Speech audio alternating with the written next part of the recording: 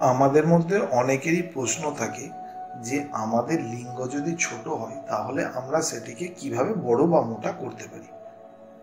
এখন আমরা খুঁজতে গেলাম পেনিসের এনলার্জমেন্ট করার মেথডগুলো কি।